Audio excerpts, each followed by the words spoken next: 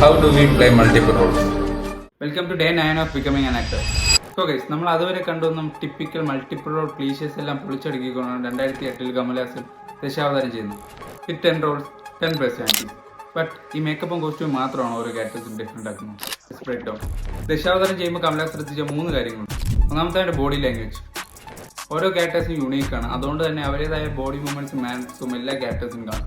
For example, Rangarajan നമ്പിയുടെ strong പെർസോണയുള്ള ഒരു body language ആണ് carry ചെയ്യുന്നതെങ്കിൽ ബൽറാമിലേക്ക് വരുമ്പോൾ അതിന്റെ നേരെ ഓപ്പോസിറ്റ് ആണ്. ആൾ നടക്കുന്നു, റിയാക്ട് ചെയ്യുന്നു, ഒരു കോമിക്കൽ രീതിയിലാണ്.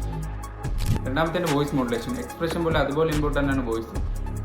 ഫോർ എക്സാമ്പിൾ, ഫ്ലെക്ചറിന്റെ ക്യാരക്ടറിന് മെയിൻ ഡോമിനൻസ് ഉള്ള ഒരു റഫ് ആൻഡ് ടഫ് വോയിസ് ആണെങ്കിൽ ജാപ്പനീസ് ക്യാരക്ടറിലേക്ക് വരുമ്പോൾ കുറച്ചുകൂടി calm and disciplined voice ടോണാണ്.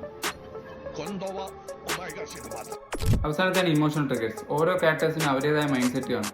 Four example, പാർട്ടിയുടെ ക്യാരക്ടർ തന്റെ വിശ്വാസവും മോറൽസും അനുസരിച്ചാണ് ഓരോ കാര്യം അപ്രോച്ച് ചെയ്യുന്നതെങ്കിൽ ഗോവിന്ദിലോട്ട് വരുമ്പോൾ ലോജിക്കലിയും സയന്റിഫിക്കലി ആയിട്ടാണ് ഓരോ കാര്യങ്ങൾ അപ്രോച്ച് ചെയ്യുന്നത്. ഈ സിനിമയിൽ എല്ലാ ക്യാരക്ടേഴ്സിനും അവരുടേതായ ഒരു മൈൻഡ് സെറ്റ് ഉണ്ട്.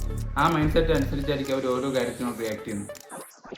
ഇക്കാര്യങ്ങൾ നമ്മൾ മൾട്ടിപ്പിൾ റോൾ ചെയ്യുമ്പോൾ മാത്രമല്ല, നോർമൽ ക്യാരക്ടേഴ്സ് ചെയ്യുമ്പോൾ നമുക്ക് ഫോളോ ചെയ്യാം.